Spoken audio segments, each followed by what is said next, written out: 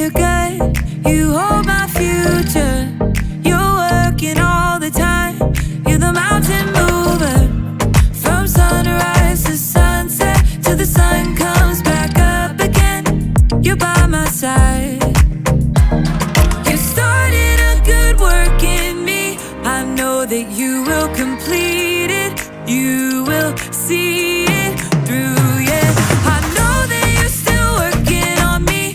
And everything that you say you'll do, 'cause I believe that you are faithful, oh, you are faithful, oh, you are faithful.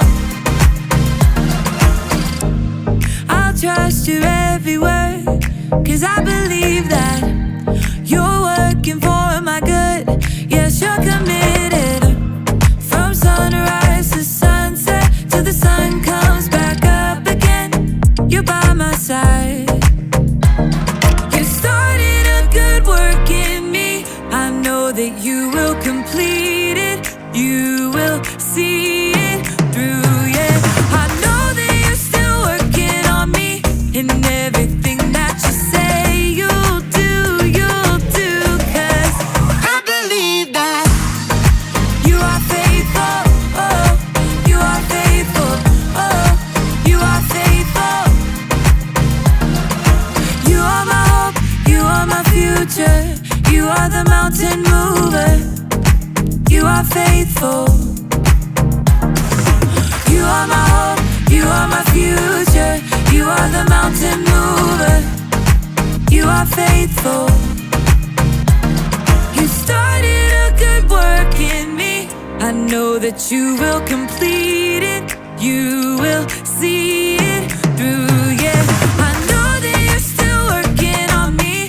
And everything that you say you'll do, 'cause I believe that you are faithful, oh, you are faithful, you are faithful,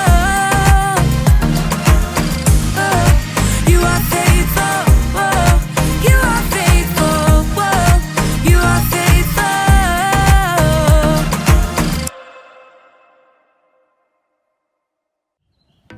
1, 2, 3, 4 to the 5. Yeah. See, I can count past 4. You thought I could not, but I can. Hey, puny little humans, it is I, Mikal, as we wrap up this month of commitment. I hope you boys and girls have been having a good time with me, Mikal, getting physically fit, emotionally fit, spiritually fit, as we learn about commitment. What is commitment? Well, let's put it up there. Commitment is making a plan and sticking to it. Doing commitment. Yeah, very important. That's why we've been talking about it. It's like training for a race. It's a long process, but you got to be committed. It's like school, right? You start out the year and you have to be committed to doing school. If not, you will not do good grades, right? It's important we stay committed in everything we do. And so today, as we learn our last thing about commitment, it's about living for God. And it's important to live for God. It really is. We have to live for God because it's the right thing to do. Yeah, just like working out and getting physically fit with Mikal. Gotcha! Gotcha! Gotcha! Living for God is just like what we put in our bodies, what we eat and what we drink. It's important to have healthy habits when it comes to our nutrition. Yeah, because what you put in your body is fuel for the body. Just like when we live for God, what we put in our minds and our hearts helps us live it out and live for God. So if you are good, put in good, you're gonna get good out. If you put in bad, you're gonna get good bad out. And so you got to be good, right? Read the Bible and listen to God. It's important to live for God and have healthy habits. Oh yeah. Alright, boys and gals, it's Mikal's last time to do our Fit Tech challenge this month. I hope you've been enjoying this Fit Tech stuff and getting fit with me. We had a great time doing this. For one thing, I learned how to count past 4 doing this. Yeah, that's good. That's good. Alright, so the first one in our Fit Tech challenge is this. Oh, it's easy, right? For you, hopscotch. Hopscotch, yeah, you do hopscotch. You probably do it all time. So we're gonna do 6 hopscotches. So just jump forward and 2, 1, 2 progression. 2, 1, 2 progression. So you're gonna start with legs apart like that, and then you jump on one leg like that, and then you jump back together, just like hopscotch. Yeah, but not on the ground, no boxes right there. All right, so you're gonna do 6 of these hopscotches. All right, 6 of them. 6. So do it. Yeah, do it. Hopscotches. Jump and jump and jump.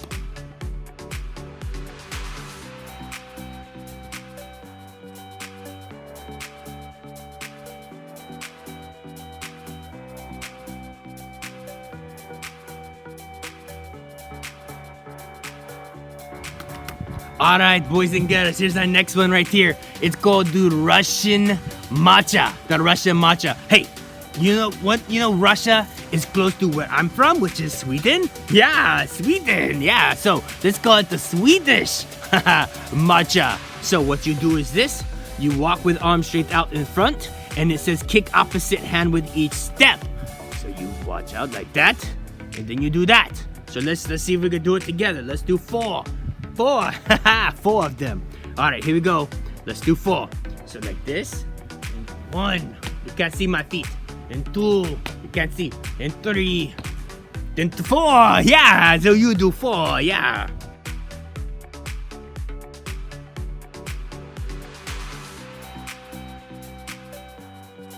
All right, you preemie humans. Last one here. It's called the test of time. The test of time. See how long and you could commit to this. Yeah, test of time. It says lean back against wall in squatting position, and you go halfway down wall and stop, and you're gonna sit there like that against wall, lean against wall. See, like that. You lean down like that, and your legs, you get all wibbly and wobbly in your legs, and you get tired. But keep going. For how long? 30 seconds. 30 seconds, keep going. So you're gonna have wibbly wobbly legs, but you could do it. So test the time, 30 seconds, find the wall, and go new now.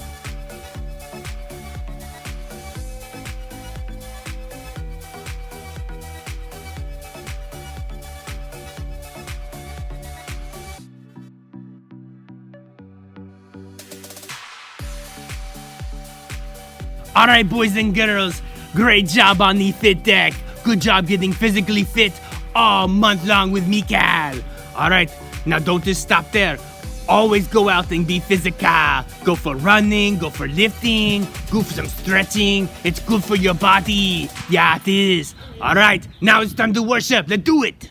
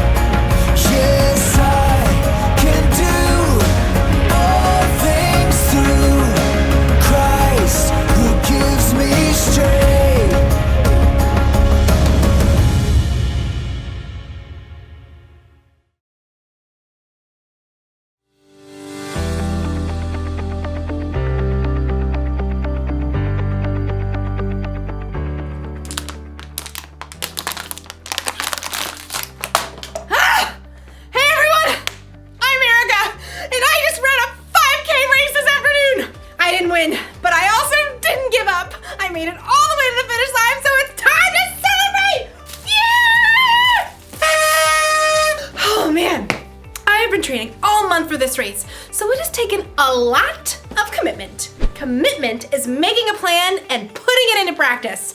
I made a plan, and I practiced a lot. All that running.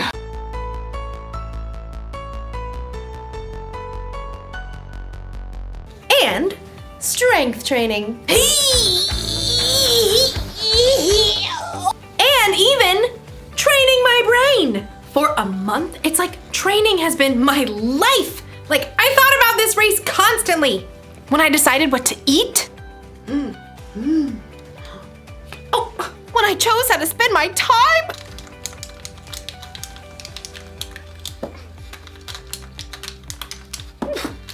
From morning until night, I kept my mind on the race. That's what you gotta do when you truly commit to something. Like, you've gotta live like it's important to you. Today's story is about a woman who lived her whole life that way.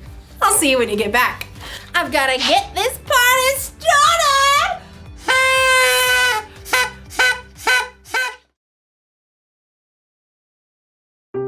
The Bible. It's 66 books of history, stories, letters, and poetry that fit together to form God's one big story.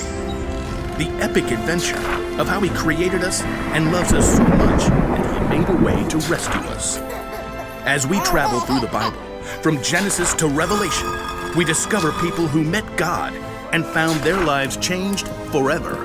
Now, for an amazing story, inspired by the book of Mark, chapter 12. Verses 41 through 44. When Jesus rode into Jerusalem on a donkey the week before Passover, the crowds were excited. Hosanna! Blessed is the one who comes in the name of the Lord! Hosanna! In the name of the Lord! But the religious leaders were not. He's turning the world upside down. We'll have to fix that, won't we? All week, the religious leaders sent men to try trapping Jesus with trick questions. Teacher, is it right to pay taxes to Caesar? Every time, Jesus gave a wise answer that caught them off guard. Give back to Caesar what belongs to Caesar, and give back to God what belongs to God.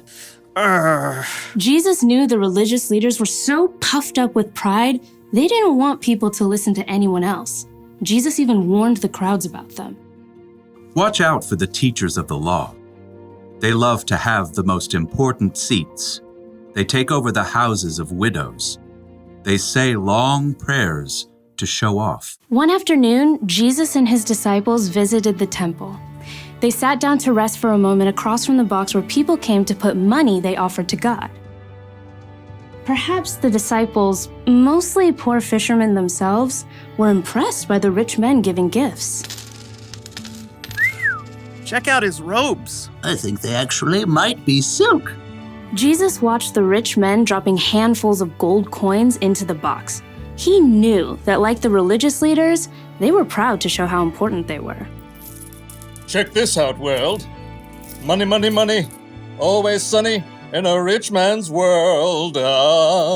Even though these wealthy men were giving impressive amounts of money, Jesus knew they had so much, this was easy for them. Simply a drop in the bucket. Huh.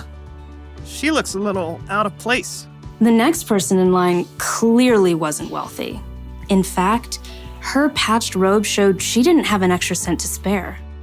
A widow, probably. At that time, if a woman's husband died, she had no way to earn money and often had to live on next to nothing. 2 pennies? How's that gonna help anyone? Jesus was watching the woman too, but he saw something different, something more. Come over here, all of you. The disciples gathered around Jesus. What I'm about to tell you is true. That poor widow has put more into the offering box than all the others. Jesus' friends tried to sort it out. Excuse me, pennies versus gold? You couldn't buy an order of fish nuggets with that. Jesus knew what his disciples were thinking. The others all gave a lot because they are rich, but she gave even though she is poor. She put in everything she had. That was all she had to live on. Oh. When you put it like that. The rich men, like the religious leaders, were concerned with what things looked like on the outside. They didn't want to give in a big way that might force them to change on the inside. But the poor woman, who had almost nothing, chose to give everything. And Jesus saw her heart and knew that her pennies were worth far more than the rich man's gold.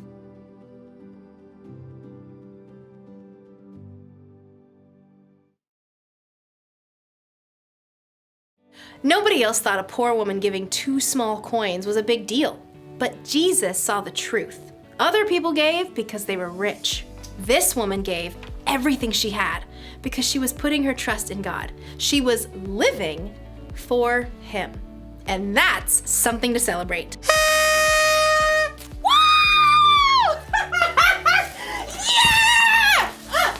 Living for God is about more than giving money. It's about trying to include God in every part of your day. It's about asking yourself before every choice you make, does this honor God? I could copy my friend's homework or do the work myself, like I'm supposed to. I'm gonna do the work. Or ask yourself, does what I'm about to do show love to others? My friend didn't get me anything for my birthday. Should I get even by giving her nothing? Or should I forgive her? Well, I did already wrap it. She's gonna love it. If you ask yourself those questions, it'll help keep your mind on God. It'll help you think about how Jesus lived and loved others. This probably won't become a habit overnight. That's why the one thing to remember today is this: practice living for God. The more you practice asking yourself, does this honor God? And does this show love to others? The more natural it becomes. It feels good to commit to something and stick to it. I'm glad I committed to running a 5K. I feel stronger and healthier, and between you and me, I think I'm going to start training for another one. But first, we celebrate! See you around!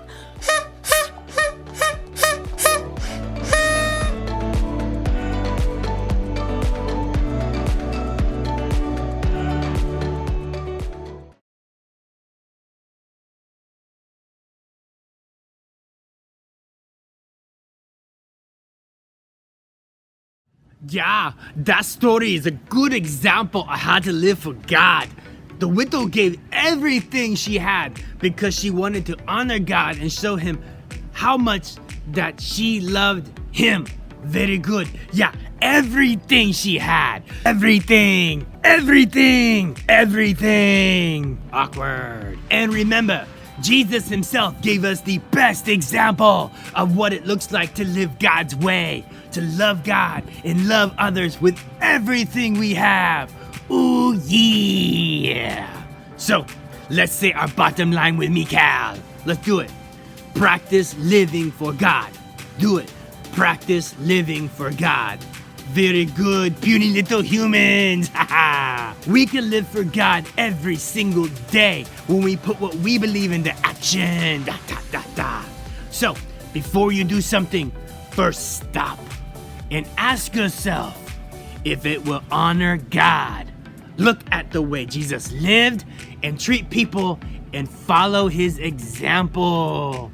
After all, if we live our best lives, we can help others see how Jesus loves them too. Live by example. That's what Mikal does. Oh yeah. We got a really good plan to follow as we grow stronger in our relationship with God. We can take time to hear from God by reading His Bible or maybe a devotional of some kind. We could pray to God and spend time connecting with Him. Anywhere, any place, anytime. We could talk to God or others about God, and we could ask them questions and learn more about God. And of course, we could talk to other people and get them to know who God is too. Yeah. All of this helps us live our lives in a way that honors God. It helps us do what matters most. And you know what that is, puny little humans? It is love God and love others. Yeah, boys and girls. What a great month training up with me, Mikal. Now, might see you later, or I might not. It just depends. Anytime you need some commitment and some training is on the uppings, then I will be there with you. See you later, boys and girls. Time to go. Time to train. Let's go.